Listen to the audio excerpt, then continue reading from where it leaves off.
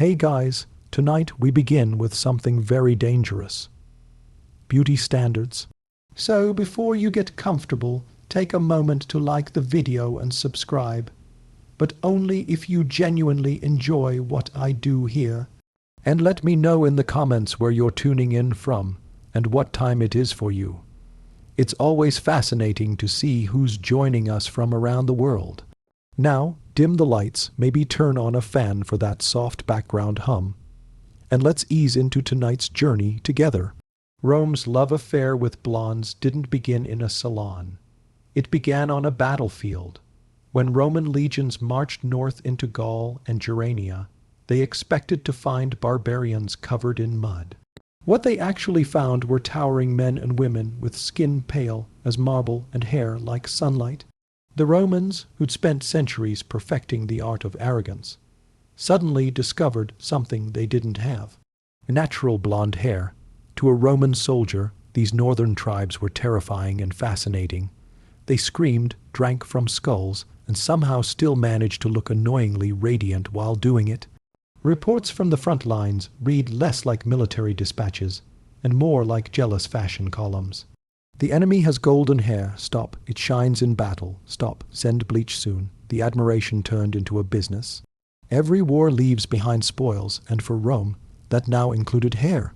Slavers and wig merchants began collecting blonde locks from defeated Germanic women, washing them, perfuming them, and selling them in Rome's bustling markets.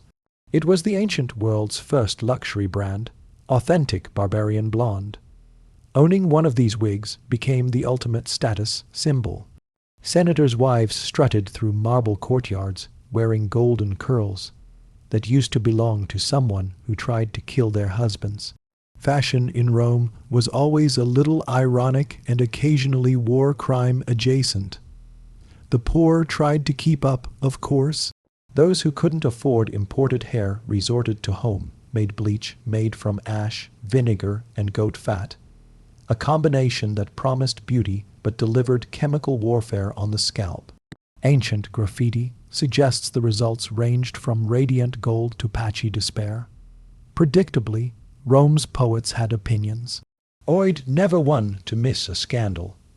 Both adored and mocked blonde women. He called them alluring but deceptive. Basically, the ancient version of Don't Trust Girls with highlights. The moralists joined in complaining that Roman women were abandoning tradition for northern vanity, which, to be fair, they were. But then again, so was everyone else. And so, in a glorious act of cultural theft, Rome decided that blonde hair, once barbaric, savage, and foreign, was now sophisticated, Roman, and divine. It was empire in follicle form, because nothing says we conquered you quite like wearing your enemy's head as a hairstyle. To the Roman elite, these wigs were more than fashion. They were trophies. You weren't just wearing a hairstyle. You were wearing victory. A senator's wife with imported blonde curls was sending a message. My husband kills barbarians and I wear them. Subtlety wasn't exactly Rome's strong suit. The wigs varied by status. The cheap ones were coarse and smelled faintly of despair. The expensive ones came from carefully selected northern women. Premium virgin locks, as one might say, if one had no soul. Rich Romans stored them in ivory boxes like holy relics next to their jewelry and moral decay. There were also men who tried it. A few senators wore blonde wigs to hide balding heads because nothing says I rule the known world like pretending to be a 20-year-old from Gaul. Others dyed their gray hair with the same mixtures women used, usually ending up orange and mildly flammable. Poets predictably had a field day. Juvenal sneered that half the women in Rome had German heads but Roman hearts. It was meant as an insult. They took it as a compliment. The irony, of course, was that while Roman women were busy copying their northern captives, those same barbarians thought the Romans looked ridiculous. Fair hair was natural to them, not a status symbol. Meanwhile, in Rome, it had become the ultimate display of wealth and theft. Fashion as conquest, beauty as propaganda. Only in Rome could a scalp double as a social statement. Not every Roman could afford a wig made from the scalp of a defeated barbarian. For the less fortunate, meaning anyone who wasn't married to a senator or emperor, there was another way to go blonde. Self-inflicted chemical warfare. Roman beauty manuals offered dozens of recipes for achieving that coveted golden shade. Unfortunately, none of them involved safety. The most common formula was a delightful mix of wood ash, vinegar, goat fat, and sulfur. A scent described by one poet as the perfume of regret.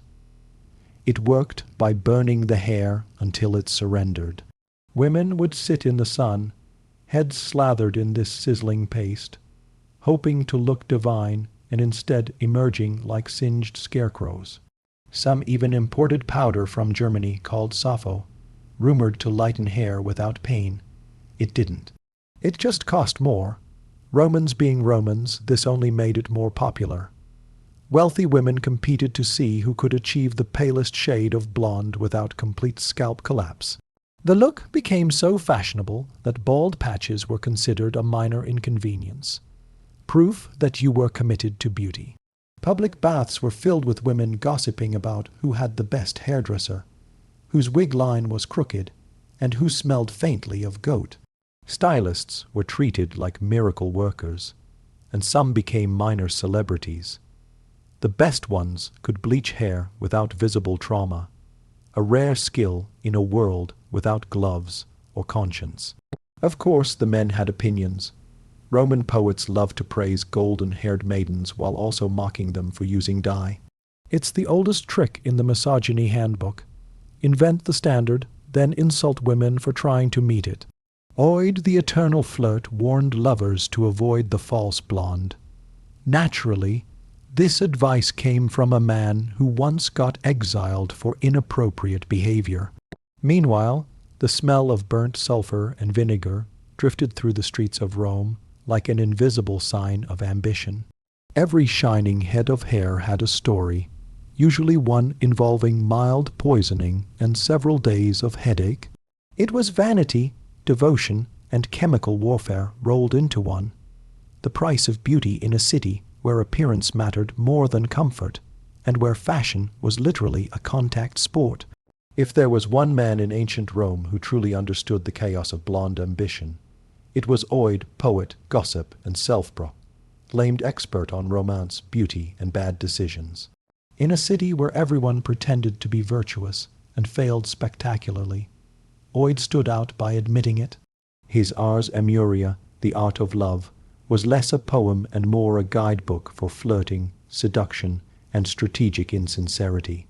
Naturally, he had thoughts about hair color. According to Ovid, nothing drew a man's attention like golden locks, but also nothing revealed a woman's deceit faster than fake ones. He adored blondes, just not the ones who worked for it, classic man. In one of his many contradictory verses, he praised the golden waves that outshine the sun, only to follow it up with a warning. But if they come from a bottle, beware. Translation: he loved the look, but not the effort. It's the ancient Roman version of I like natural girls. You know, the kind who spend 3 hours looking natural. Oid's real genius was that he turned Roman hypocrisy into poetry. He teased women for dyeing their hair while writing odes about how irresistible it made them. He mocked vanity but depended on it for inspiration. He was essentially Rome's first beauty influencer, posting advice in verse form, probably while avoiding ex-girlfriends at the forum. But his humor didn't sit well with the moral police. Augustus, the emperor who tried to make Rome pure again, found Oid's romantic escapades less than patriotic. A few too many risque jokes later, and our poetic beauty blogger was exiled to the edge of the empire, where tragically there were far fewer blondes. Even in exile he couldn't resist. He kept writing letters to Rome, wistfully describing the golden-haired girls of the city. You can almost picture him staring at the snow in the Balkans, thinking this would all be better if someone nearby owned a decent wig. Oid's exile proved two things. One, beauty standards could get you killed, and two, in Rome, even the poets were slaves to fashion. They mocked it, worshipped it, and ultimately suffered for it. If anyone could turn a beauty trend into state policy, it was Pia Sabina, the second wife of Emperor Nero, a woman whose hobbies included luxury, scheming, and staying alive longer than most of Nero's other friends. Pompeia wasn't born blonde, but she quickly understood that in Rome, gold was the color of divinity, and if the gods weren't handing out the shade naturally, she'd find another way. Her skin was pale, her eyes were sharp, and her hair, courtesy of imported dyes, wigs, and possibly divine patience, gleamed like sunlight filtered through expensive wine. Roman writers adored her beauty and despised her for it, which was usually a good sign that she was doing something right. Tacitus, ever the grump, described her as beautiful beyond all measure, but corrupt to her core, which translated from historian speak, means she looked incredible and I'm mad about it. Pia's beauty regimen became the stuff of legend. She allegedly bathed in donkey milk, wore pearls dissolved in vinegar, and owned enough wigs to start a small rebellion. Her hair was her crown, an emblem of status, seduction, and subtle political warfare. Every curl said, "I control the emperor and you don't." Her influence spread fast. Within months, half of Rome was trying to copy her look. Pale skin, golden hair, and an expression that said, "I've ruined 3 men before lunch." Shops overflowed with bleaching powders, imported wigs, and bronze mirrors. The city smelled faintly of vinegar, sulfur, and ambition. But being fashionable in Nero's Rome was dangerous. One day, you're the empress setting trends. The next, your husband's ordering your death because you criticized his lyre solo. According to legend, Nero struck Pia during a fit of rage, ending her life, though some sources claim it was a domestic accident, which is Roman for we don't want to talk about it. Even in death, she remained an icon. Statues of her showed flowing blonde curls, serene and untouchable. The woman who defined Roman beauty outlasted her empire in marble and myth. Pia didn't just go platinum. She weaponized it. And like everything Rome ever loved too much, it ended beautifully and catastrophically. Rome had a special talent. It could turn anything it conquered into a fashion statement, even the people it insulted. The Germans and Gauls had spent decades being called savages by Roman poets. Yet their hair became the ultimate luxury item.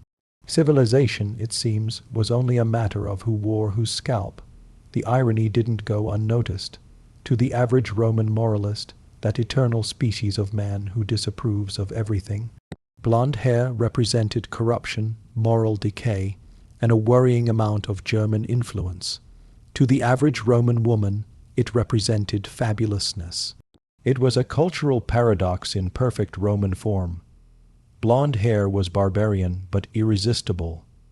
The very color that once meant uncivilized now meant wealthy, seductive, possibly dangerous. It was the same logic that made them worship Greek gods after conquering Greece. Domination through imitation. Every poet and philosopher had an opinion. Seneca, Rome's champion of Stoicism, probably lectured about inner virtue while staring disapprovingly at someone's highlights. Juvenal complained that foreign fashions corrupt Roman virtue. But if you read between the lines, you can tell he noticed a lot of blondes in his neighborhood. Even Propertius, the romantic pessimist, warned that blonde women were deceptive sirens, which sounds suspiciously like he'd been dumped by one. Meanwhile, the Roman elite turned barbarian into Cautor. A senator's wife wearing a golden wig wasn't being rebellious. She was displaying power. She was saying, "My husband conquers nations, and I accessorize accordingly." Her hair wasn't blonde because she wanted to look foreign. It was blonde because she could afford to be. Of course, the barbarians didn't care. They weren't reading Roman poetry. They were too busy burning down forts and living rent-free in Roman nightmares. While Rome was arguing about hair color, Germania was sharpening swords. This was the heart of Roman hypocrisy. They loved the beauty of the people they despised, stole their image, and then called it Roman refinement. It was fashion as conquest, the ultimate transformation of brutality into elegance. So yes, to Rome, blonde meant barbarian. But that didn't stop them from bleaching their heads, buying wigs from the north, and pretending the color was native. In the end, nothing was more Roman than stealing what you couldn't naturally grow. Rome, as usual, found a way to turn vanity into theology. If the people wanted to bleach their hair, the gods would just have to agree, and so they did. In art, literature, and imagination, the Romans gradually began giving their deities a makeover. Venus, goddess of love, who in Greek mythology was dark, haired and olive-skinned, slowly evolved into a radiant blonde. Statues and frescoes showed her with sunlit curls, divine, glowing, and conveniently in line with whatever was trending in the forum that week. The logic was simple. If blondes were beautiful, then the goddess of beauty must have blonde hair. Divine endorsement achieved. No council, no vote, just cultural gaslighting on a cosmic level. Soon other figures followed suit. Nymphs, muses, and mythical maidens all started appearing in golden tones. Even Apollo, the golden god of light, was used as justification. See, the gods prefer gold. It was theology by marketing. Rome's pantheon turned into a celestial fashion magazine. Of course, not everyone was convinced. Some old-school moralists argued that dark hair represented virtue, discipline, modesty, proper Roman values. Blondes, on the other hand, represented temptation, luxury, and afternoons spent doing absolutely nothing productive. In other words, heaven. Still, the message stuck. Golden hair was divine hair. Temples even sold charms and oils claiming to brighten the spirit and the strands. Imagine trying to pray while the woman next to you is asking if your shade is natural. The trend reached such absurdity that some women claimed to be born blonde, a biological impossibility in Rome's climate. But truth was flexible when fashion was involved. Men wrote odes to their lover's son, touched curls while very carefully not mentioning that most of those curls were detachable. The gods didn't care. Rome was loud, decadent, and faithful only to appearances. If Venus had to change her hair color to keep the city happy, so be it. After all, divinity in Rome worked like politics. Whoever looked the part got the worship. In the end, it wasn't the gods who blessed blondes. It was blondes who rebranded the gods. Rome didn't just dye its hair. It dyed heaven. It was only a matter of time before the men got jealous. Rome may have built an empire, but it couldn't resist a good mirror. After decades of mocking women for chasing the golden look, Roman men decided they too would like to resemble northern warlords without the frostbite and paganism. It started with the young and vain, the same type of men who spent more time oiling their hair than polishing their armor. Soldiers returning from Germania bragged not just about victories, but about their enemy's hair color. The women there, one soldier probably said, looked like sunlight itself, and suddenly every Roman barber was getting suspicious requests that began with, hypothetically, how would one lighten this? Of course, the wealthy led the way. Ambitious men began lightening their hair using the same sulfur and goat fat concoctions as their wives. The results were mixed. Some emerged golden and triumphant. Others looked like overcooked bread. The smell of vinegar and ego filled the air. Even aging statesmen got in on it. Baldness was the great Roman fear, a visible symbol of mortality and lost virility. Julius Caesar famously combed what little hair he had forward, trying to pretend he wasn't losing it. If peroxide had existed, he'd have dunked his head in it before every Senate session. Barbers became as politically important as philosophers. They listened to senators rant about honor while applying imported German hair dust, basically ancient bleach. It didn't just lighten hair, it ate through pride. The moralists predictably had a meltdown. Men are becoming women, they cried, as if that hadn't been happening since the invention of wine. But vanity, like empire, is contagious. Soon, even gladiators were bleaching their curls to attract admirers in the stands. Nothing says masculine fury like shimmering golden highlights under the torchlight. By the time of Emperor Commodus, beauty had become performance. The battlefield and the boudoir were competing theaters, and everyone wanted to shine literally. The Romans had conquered the world, but the real war was happening on their heads.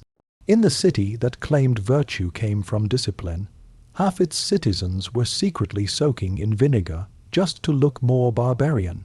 And that, in a nutshell, is Roman masculinity: leather sandals, molten pride, and a faint smell of sulfur.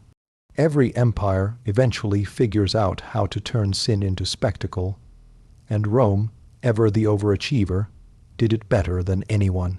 By the height of the empire, blonde hair wasn't just fashionable, it was advertising. Enter the courtesans, the elegant, scandalous, and tax-paying professionals of Roman night life. Many of them were foreigners: Gauls, Germans, Syrians, women brought to Rome by conquest and capitalism. Their hair, naturally lighter than that of Roman women, drew immediate attention. When your profession depended on being noticed, sunlight-colored hair was the ancient equivalent of a neon sign flashing "available tonight." Soon, even Roman-born courtesans began bleaching their hair to match, not because they wanted to look barbarian, but because it worked. The richer ones imported actual wigs from Germania. The poorer ones just risked chemical burns. In the dim lamplight of the Sabura, Rome's sediest district, everyone looked divine. Anyway, it didn't take long for respectable women to panic. You could always tell who'd visited the wrong apothecary when a senator's wife suddenly appeared in public with a suspiciously new shade of piety blonde. Overnight, hair color became a moral battlefield. Blondes were sensual, daring, and untrustworthy, which of course made everyone secretly want to be one. Poets and sadists pounced. Juvenal, the eternal grumbler, wrote that you could spot a prostitute by her yellow hair. He meant it as an insult. Roman women heard it as free market research. The temple stayed full, the salons stayed busier, and the hypocrisy stayed perfectly intact. Blonde courtesans even became cultural icons. Some were so famous that men wrote poems to their wigs. Others hosted salons where senators and poets debated philosophy between wine refills. A few even managed to amass fortunes that outlasted the men who paid them. They weren't just survivors. They were entrepreneurs in an age when morality came with a price tag. And yet society still condemned them while copying their style. The same senators who passed modesty laws were often found at night under the golden curls of the very women those laws targeted. Rome loved to moralize by day and moisturize by night, and nothing captured that better than its blonde courtesans, the true goddesses of contradiction. Every trend in Rome eventually hit the same wall: the moralists. These were the professional killjoys of antiquity. Old senators, bitter philosophers, and anyone whose social life had expired around the same time as the Republic. The moment blonde hair became fashionable, they declared civilization itself in danger. To them, bleached hair wasn't just vanity, it was rebellion. Rome, they claimed, was being corrupted by foreign ways, which was a bold statement from men wearing Greek sandals, quoting Greek philosophers, and drinking Egyptian wine while shouting about purity. Poet Juvenal, eternal patron saint of the grumpy, accused blonde women of being deceitful, lustful, and morally bankrupt, which in Roman society meant they were interesting. He ranted that women spent more time in front of mirrors than in temples, a shocking discovery that somehow still applies to influencers 2 millennia later. Then came the politicians.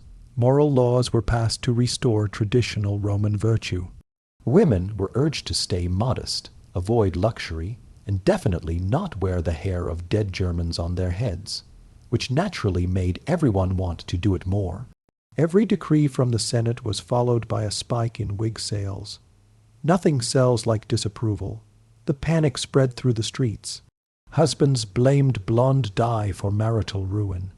Priests warned that golden hair invited the envy of Venus.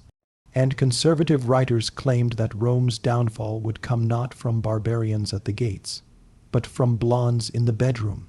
It's unclear whether they feared divine punishment or just their wives having more fun. But here's the thing. Rome had been stealing other people's culture since day one. Their gods were Greek, their art was Etruscan, and their hairstyles were German.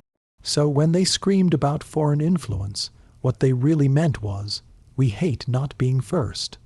The moral panic achieved exactly nothing. Of course, Rome kept bleaching, dyeing, and importing wigs by the ton. The city that claimed to hate excess was addicted to it, powdered, perfumed, and perfectly hypocritical. By the end of the century, the panic had burned out and the blondes were still glowing.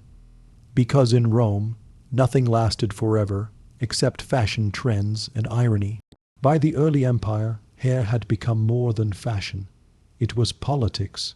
Rome had laws for everything. What you could wear, who you could marry, how much jewelry you could flash, and if the Senate could have figured out how to regulate it, probably how blonde you could be. In public, politicians preached restraint, the noble Roman ideal of modesty, discipline, and gravitas. In private, their wives were ordering imported German wigs by the crate. Every blonde in the forum was a silent political statement. Pale gold meant wealth, copper meant ambition, too dark conservative, too bright scandal. It was democracy for hair dye, dictatorship for everything else. The elite weaponized beauty like legislation. Empresses and noble women competed for dominance, not through debate, but through shades of gold. Whoever glowed brightest in torch light won the social hierarchy that week. Some even changed tones strategically. Darker for mourning, lighter for seduction. Somewhere in between for when gossip was circulating.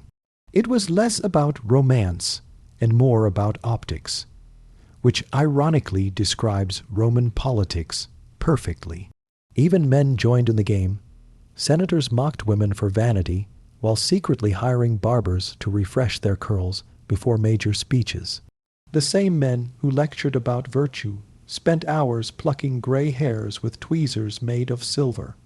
A few even tinted their own hair blonde, insisting it was for the gods. Sure, Janus, but nothing divided Rome quite like the blonde question. To the moralists, it was the death of tradition, a symbol of foreign corruption.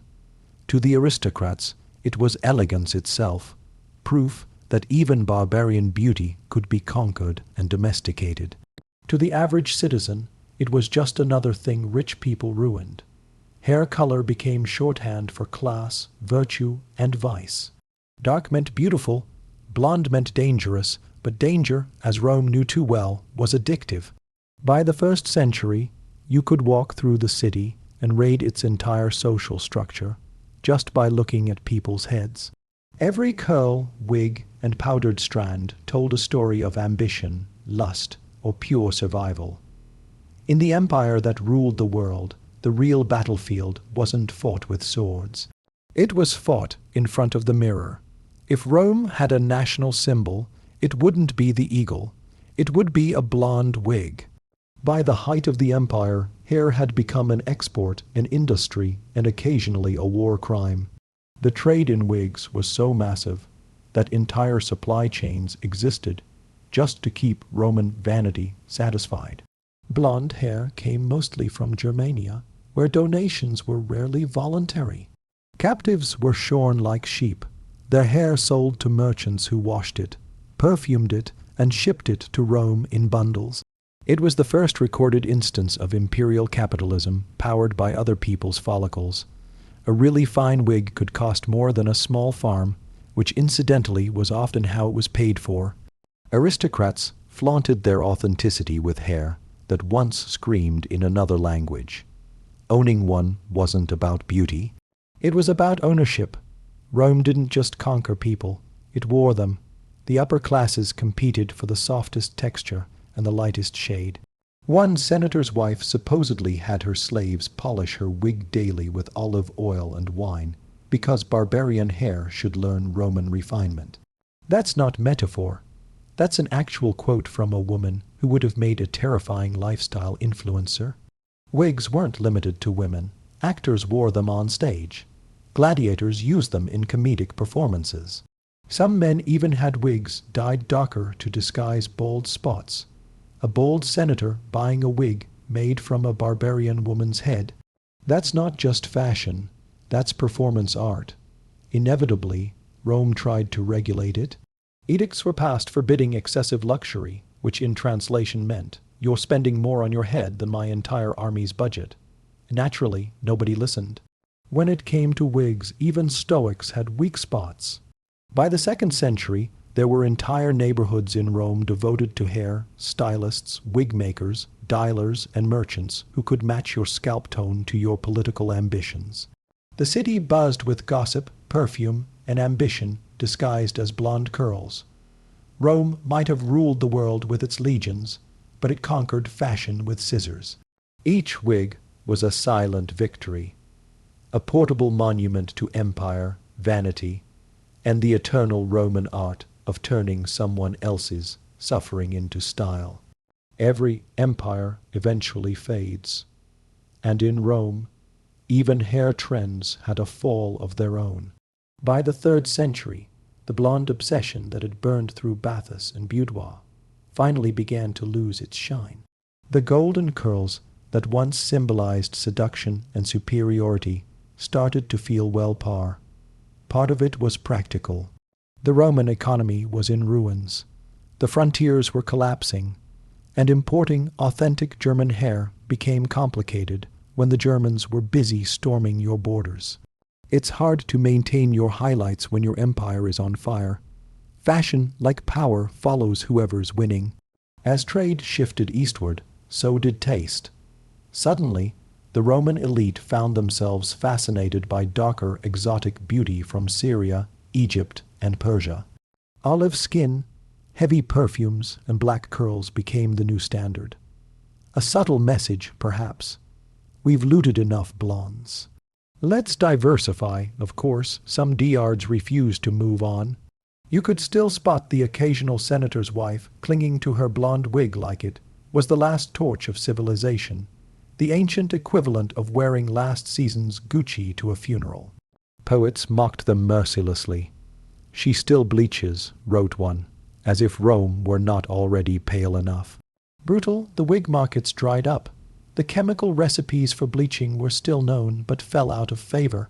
After centuries of sulfur, goat fat, and moral panic, the city's air finally smelled a little less like burnt vinegar and more like despair. But the end of the blonde age wasn't just about changing taste. It reflected a deeper shift. Rome was no longer the confident conqueror showing off its trophies.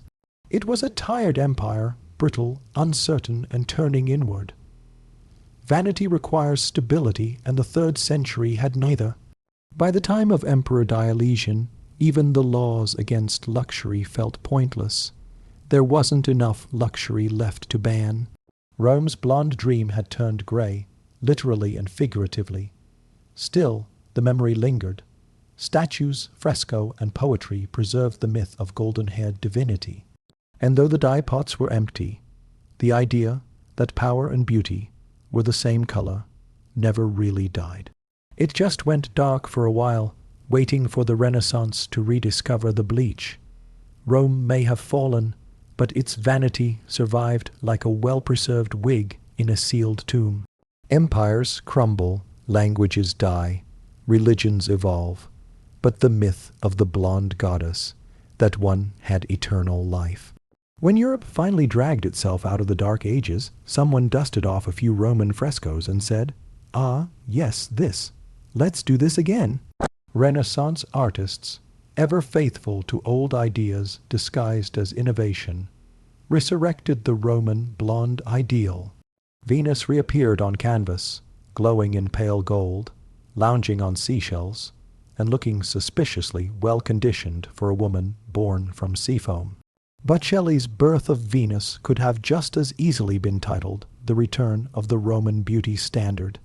The Church, which once condemned vanity, quietly changed its tune. Saints, angels, and Madonna began showing up with shimmering blonde hair. The divine had gone platinum. God, it seemed, had excellent taste. In medieval manuscripts, Eve, humanity's first sinner, was usually dark-haired, while Mary, humanity's redemption, often glowed blonde. Subtle, right, but it wasn't just religion. Across Europe, golden hair became shorthand for purity, grace, and moral superiority, the same traits Romans had once associated with their Germanic captives. History doesn't just repeat, it rebrands. The Roman beauty myth had migrated north, slipping quietly into the bloodstream of Western art and identity. Meanwhile, artists and poets kept feeding the fantasy. Blonde women symbolized divinity, love, and unattainable perfection, while brunettes got the role of mysterious temptress, or probably a witch. It was the same hierarchy Rome had invented, just painted with better lighting. Ironically, few of these Renaissance blondes were natural. Just like their Roman predecessors, noble women bleached their hair with sulfur, ash, and sunshine, baking their scalps under the Tuscan sun in the name of holiness.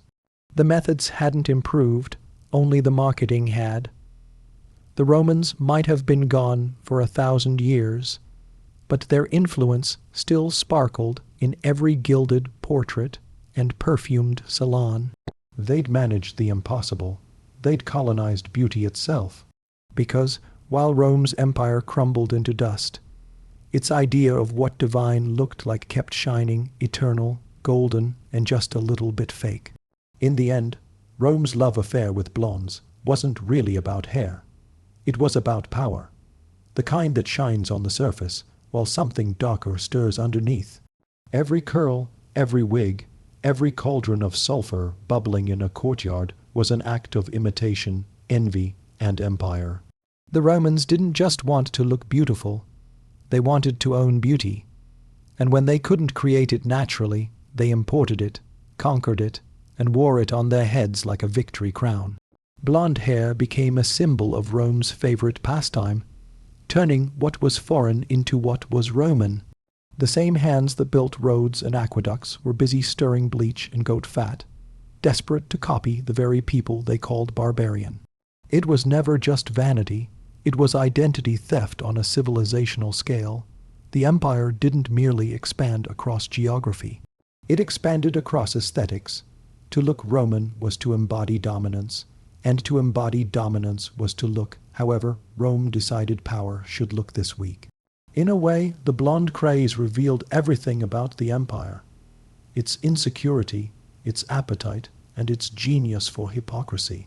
Rome claimed moral virtue while chasing luxury, mocked the conquered while stealing their style, and built monuments to discipline while throwing orgies about eyeliner. It was a society terrified of decline and obsessed with youth, purity, and spectacle. Sound familiar? Even today, that same illusion persists. The Roman ideal, fair, flawless, glowing, still lingers in art, fashion, and film. We may have traded sulfur and vinegar for salon dye and filters, but the dream remains the same: to borrow beauty from somewhere else and call it our own. So, did the ancient Romans love blondes? Absolutely. They loved them the way empires love everything, greedily, temporarily, and without self-awareness. For a time, blonde hair meant power, perfection, and divine favor. Then it meant decay, corruption, and excess. But through all of it, the message stayed the same. Beauty was never just about attraction. It was about control. And as Rome proved, sometimes the brightest shine belongs to a civilization right before it burns. Imagine standing on a windswept hill in ancient Britain. The air is thick with the smell of damp earth and smoke from distant hearths. A war horn echoes across the valley, and out from the mist the Celts appear. Their hair glistens with lime, spiked and wild like the mane of some untamed beast. Their bodies, bare, fierce, and glimmering, are covered in swirling blue patterns that seem almost alive under the pale northern sun.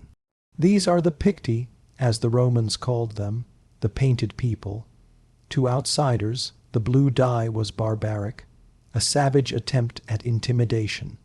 But to the Celts, it was something far deeper, an act of faith, beauty, and defiance. The pigment came from Isatartes tintorea, better known as W, a hardy plant crushed, fermented, and turned into a rich indigo paste. Applied to the skin, it was said to harden the spirit and call upon the gods. Some believed the designs granted protection in battle, while others said they were talismans of identity, living sigils carved not into stone but into flesh. Every swirl, every line carried meaning. Some spiraled like galaxies symbolizing eternal rebirth. Others formed knots and animal shapes. Wolves, bow, ravens, sacred emblems of strength and cunning. Warriors painted themselves before combat, not out of vanity, but as a ritual of transformation. Once the blue touched their skin, they ceased to be mortal farmers or hunters. They became instruments of the gods, embodiment of ancestral fury. The effect on enemies was devastating. Roman soldiers wrote with awe and disgust of these naked warriors, their cries echoing through fog and blood, their skin shimmering like living sapphire. To fight a Celt was to face not a man, but a spirit, a wild divine creature who had merged with the very earth and sky. But beyond war, these markings carried pride. For the Celts, the body was a canvas upon which life itself was painted. Each scar and swirl a testament to survival and selfhood. In a world of tribes and invaders, the blue tattoos whispered a single truth. We are still here, and we will not fade. Before the Celts ever touched a sword or painted their bodies blue, they wrapped themselves in color. Across the misty hills of Gaul, Ireland, and Britannia, tribesmen and women wore fabrics so vivid that Roman writers described them with envy and confusion.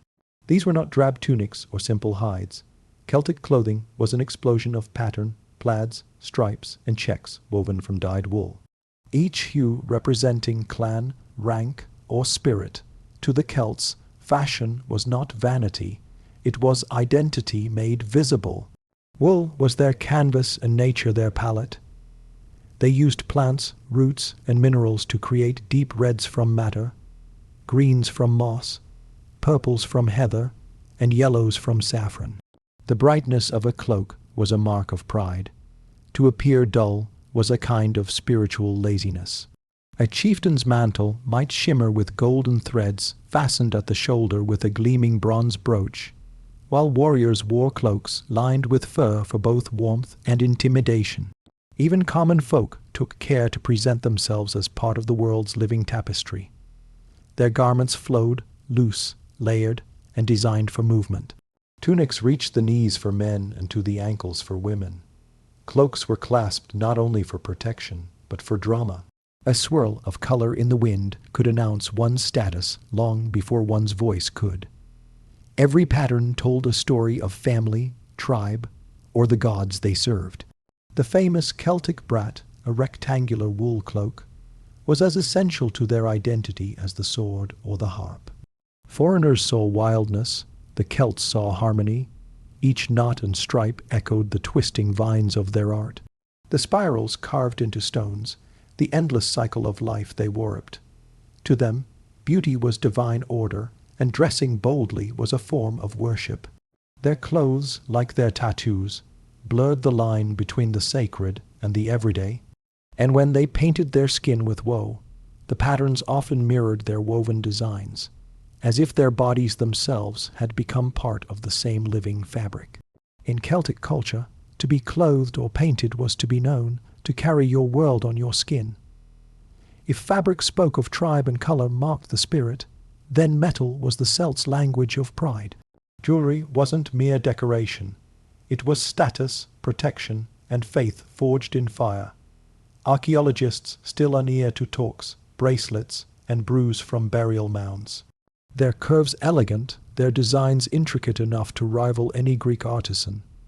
Yet these gleaming ornaments were distinctly Celtic, bold, organic, and alive with motion. The torque was the most sacred of all, a thick, open-ended neck ring made of twisted bronze, silver, or gold.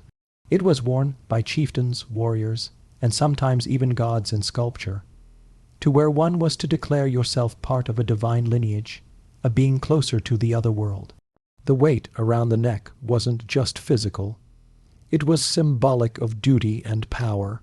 Some torques were so large they seemed ceremonial, too heavy for daily wear, suggesting they were donned only during sacred gatherings or before battle. Celtic craftsmanship was fearless. Using lost wax casting and fine hammering, smiths created pieces that danced with life, spirals, serpents, animals intertwined in endless loops. These patterns mirrored their belief in the eternal cycle, life, death, rebirth, and reflected the same energy that ran through their tattoos and textiles. The same spiral that a druid might paint in woe upon the skin was repeated in bronze on the body. Even the poorest Celt might wear a small pin or ring. Brews held cloaks in place, but were often miniature masterpieces, engraved with knotwork and inlaid with enamel. The elite took this further, adorning themselves with mirrors, anklets, and earrings, their reflections flickering in torchlight during feasts and rituals. Metal became a mirror of identity, shining with both craftsmanship and myth. Romans mocked these adornments as barbaric excess. Yet many later adopted Celtic designs for their own jewelry. The truth was undeniable. Celtic metalwork wasn't primitive. It was visionary. Each piece carried the pulse of a people who believed beauty had power, that art could guard the soul. When the Celts entered battle, cloaked in plaid, skin painted blue, talks gleaming under the gray sky, they didn't just fight for land. They fought as walking works of art, each warrior a masterpiece of defiance and devotion. To the Celts, W was more than a die. It was a living symbol of transformation. Preparing it was a sacred craft that bordered on alchemy. Women gathered the tall green plants in summer, crushing their leaves into pulp, then fermenting the mixture until it frothed with a pungent, earthy scent. The paste, once dried and reconstituted, turned a deep, almost luminous blue. This was not casual body art. Applying woe was a ceremony of courage and connection to the divine. Before battle, warriors would strip to the waist, or sometimes go entirely naked, standing around a fire while druids chanted invocations to the gods. The blue paste was smeared onto the skin with care, each swirl, knot, and curve chosen according to one's tribe, ancestry, and purpose. Some marks were protective, invoking deities like Tyrannis, god of thunder, or Morgan, the phantom queen of battle. Others told personal stories, victories, oaths, or the memory of fallen kin. The process was part meditation, part transformation. The cold woe against warm skin seemed to awaken something primal within. As the fire crackled, and the air filled with smoke and chanting, the line between man and spirit blurred. When dawn came, the painted warriors looked like creatures born from another world, blue as the sky, shining with sweat and destiny. Romans wrote of their horror and fascination. Julius Caesar described the Celts of Britain as terrible in aspect, their blue bodies glistening under the morning sun. But what he saw as savagery was, in truth, a ritual of empowerment. Woe didn't just decorate, it consecrated. It reminded every Celt that their body was not separate from their land or gods. To paint oneself in blue was to claim unity with the earth and sky, to step into battle not merely as a soldier but as a living offering. Even after the Romans came and the old rites faded, echoes of this ritual lingered in Celtic notework, in the spirals carved into ancient stones, in the art that still carries the same rhythmic, flowing motion. The Celts may have disappeared into history, but their blue mark never faded. It still pulses beneath the skin of time. The Celts didn't just wear color, they ruled through it. Every hue had a meaning, every thread a whisper of hierarchy and belief. In a land without written laws of fashion, color was law enough.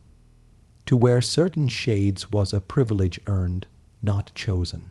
A chieftain's crimson cloak, for instance, was more than a sign of wealth. It proclaimed bloodline, valor, and divine favor. Red was the color of life and battle, of both the wound and the victory. It was said that to wear too much of it without earning it was to invite the gods' wrath. Green, on the other hand, symbolized fertility and peace, the color of Danu, the earth goddess. It wrapped poets, healers, and those connected to the mysteries of nature. Blue, once reserved for tattoos and sacred ritual, was worn by druids and seers who claimed insight into unseen realms. Gold, of course, was the hue of kings, but gold wasn't always metal. Sometimes it was wool dyed with rare saffron, or adorned with tiny bronze beads that caught the light like sunlit dew. Their dyes came from the landscape itself, a partnership between art and environment. Bark, berries, lichen, and herbs were crushed into powders, or boiled into brews that stained fabric with breathtaking permanence. A woman might dye her hair black with bog ash or tint it red with crushed berries before a festival. Warriors rubbed themselves with bright grease or clay, amplifying their presence before battle. A human sunrise against gray mist. Even their animals reflected this love for color. Horses were sometimes painted before ceremonies, their manes braided with ribbons, their coats brushed with blue or white chalk. In a world where the divine was everywhere in rivers, stones, storms, color became the cult's way of speaking to it. To wear vibrant hues was to participate in creation itself, to echo the vividness of nature back to the gods who made it. When Roman envoys arrived, they mocked what they called Celtic flamboyance. Yet those same Romans years later would import Celtic dyes and fabrics into their markets. The Celts' wild colors outlived their tribes.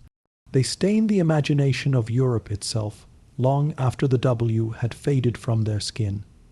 Among the Celts, women didn't just share men's customs, they shaped them. From queens to craftswomen, their presence defined the visual soul of Celtic society. In the open-air markets of Gaul or the green valleys of Ireland, women stood tall, wrapped in flowing linen dresses, dyed in radiant shades of saffron, emerald, or wine red. Their cloaks fastened with ornate brooches billowed like banners of identity. Every fold of fabric and glint of metal spoke of power, lineage, and artistry. Celtic women were admired and feared by outsiders for their fierce independence. Unlike their Greek or Roman counterparts, they could own property, lead warriors, and even rule kingdoms. Their fashion reflected that autonomy. A noble woman might wear multiple rings on her arms, heavy torques on her neck, and elaborate plaits woven with gold thread or tiny bronze beads. Her reflection in a polished bronze mirror wasn't vanity. It was ritual. Beauty to her was a form of power, a declaration that she was both mortal and divine. Hair held special significance. Some women bleached it with lime until it shone like sunlight. Others let it flow wild and dark, symbolizing fertility and mystery. Hairstyles could mark marital status, tribal identity, or religious devotion. During sacred festivals, priestesses wove flowers or feathers into their hair. Offerings to Bridge, goddess of inspiration and craft. Their appearance was an invocation. Each braid a prayer made visible. Perfumes, too, were part of their art. The Celts mixed oils from herbs like thyme and rosemary with animal fat to create scented balms. These were rubbed into skin and hair, not merely for fragrance, but for protection and healing, a harmony between body and spirit. Even jewelry carried hidden meaning, spiral pendants for eternity, bird-shaped brooches for transcendence, crescent earrings for moonlight's favor. Roman chroniclers, half in awe and half in disbelief, wrote of Celtic women riding into battle beside their men, cloaks flying, spears raised, faces painted with blue. They were elegance wrapped in ferocity, the living embodiment of balance between beauty and strength. To be a Celtic woman was to be untamed and divine, a force that no empire, however vast, could fully comprehend or control. At dawn, when the mist clung low over the moors, the Celtic war bands prepared for battle, not by sharpening swords, but by painting their souls. Naked, but for their talks and cloaks, warriors gathered around fires, chanting low hymns to the gods of war. Woe paste was passed from hand to hand, cool, thick, and pungent.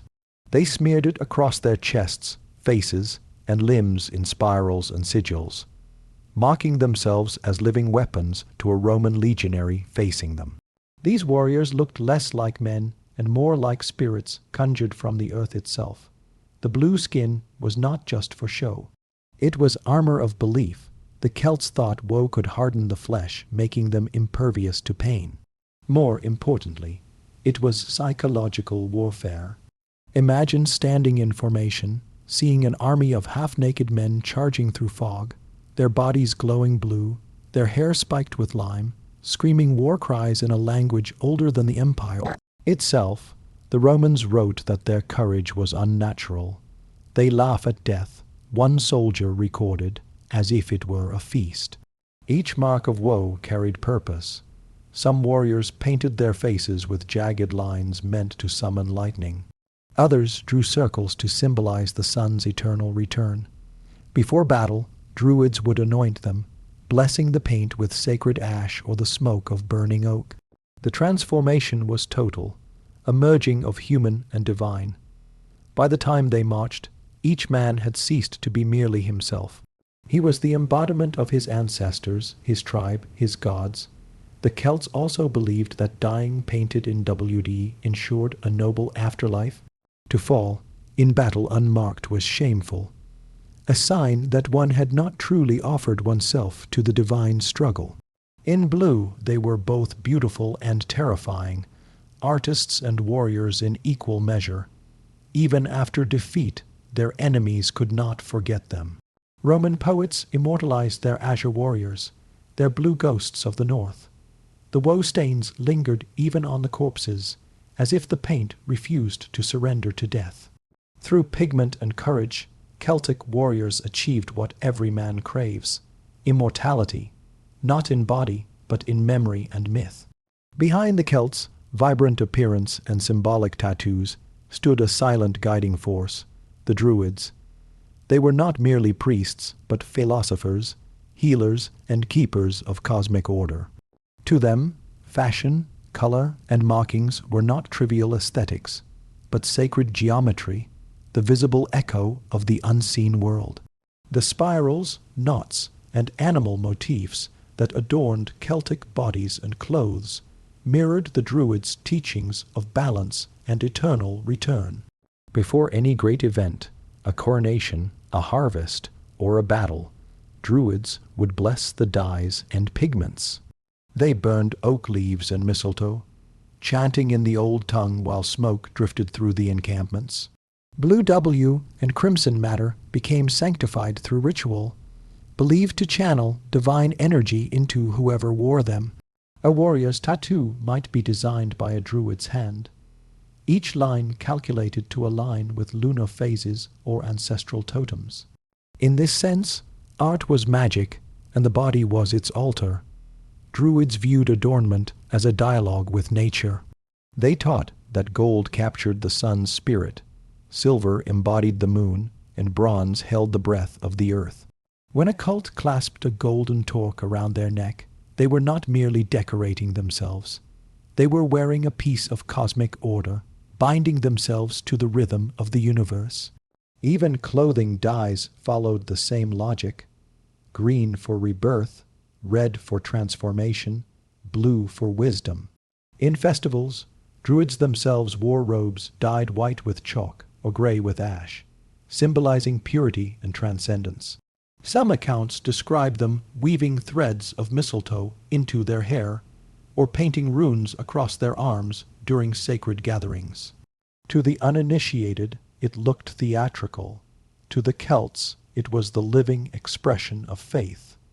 Through their influence, every act of self-presentation became sacred. To dress, to tattoo, to braid hair, these were all prayers in motion. A Celtic warrior didn't go into battle merely to fight. He went to fulfill a spiritual duty. A woman didn't weave a cloak just to stay warm. She created a spell of protection and prosperity. The Druids blurred the boundary between the mundane and the mystical, and in doing so, they made the Celts' beauty divine. Though centuries have passed since the Celts painted themselves in blue and wrapped their bodies in vivid plaid, their aesthetic never truly vanished. It lingers